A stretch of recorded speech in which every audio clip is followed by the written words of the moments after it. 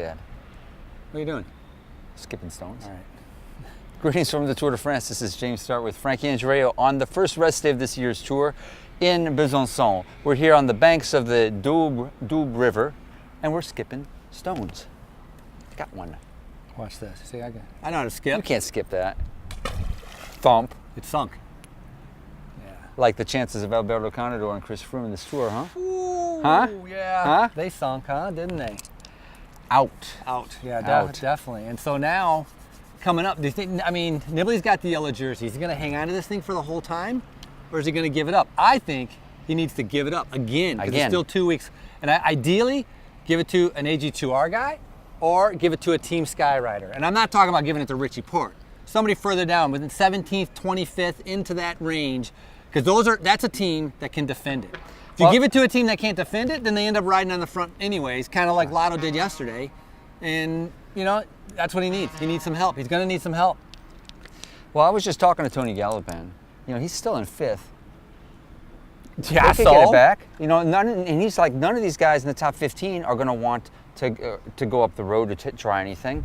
So, I mean, he could still go on breaks because he's going to fade one day or another. Obviously, he's not going to make it through the Alps. He's got a few days before the high mountains. Right, but what good does that do them when they get into the high mountains? 2 at a time? Yeah, they can't. I mean, when they're in the mountains, it doesn't do any good. You need somebody that can actually ride in the mountains to be able to help Nibali. All right, so who's going to do it? No, How about Galopin's teammate Vandenbroek? He's going nowhere. Well, He's like in 11th. You know, and he's not going to win the thing. He's going to think. But anyways, all right. So, first week highlights.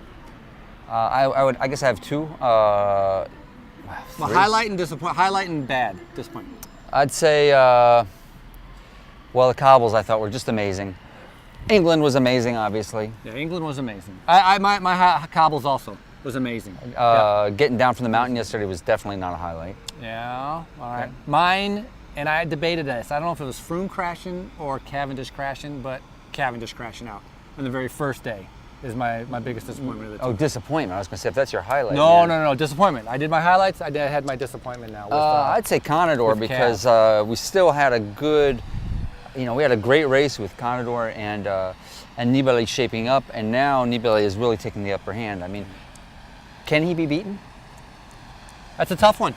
I think everybody knows that Richie Porte is like kind of the biggest threat, and they're going to look towards him to be able to do everything.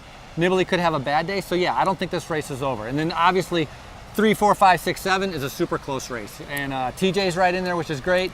Fabian Cancellara is not taking the start tomorrow. That was sort of programmed He's going to take a rest day. And Talansky's got to decide what he wants to do. You know, it's going to be interesting to see if he can regroup mentally, kind of come together, talk with the press, kind of get restructured going for a stage win, or... That talking with the press is a big one for you. Or... honestly, he came here to win. Yeah. And he's so injured, he could barely get his jersey off yesterday.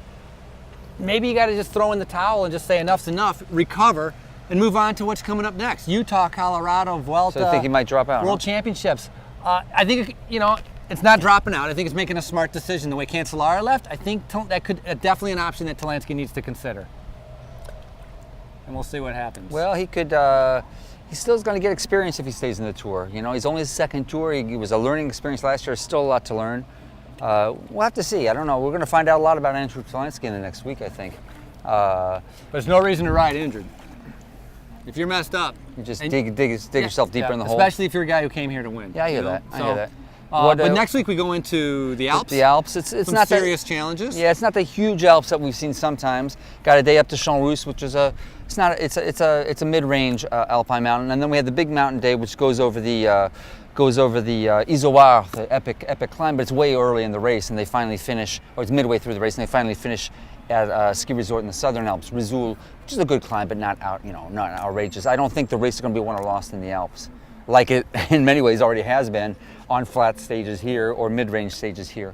I think the next big push will come in the Pyrenees. Yeah, which is going to become a tactical race. That's what's going to be interesting to see as we go into the second week. Will be the tactics that play out with Astana and Nibali, and what Sky is going to be up to, and some of the other teams. Yep. Should be good. Good one. Pizza tonight, my first one. Yeah. Outdoor on the banks of the Doubs. And laundry day, done. Did you get your laundry? Done. Yeah, I got it. It's good. All right. Well, I got one more here. Get this one, Brian. Right here. Whoa! Hey, got it. Nice.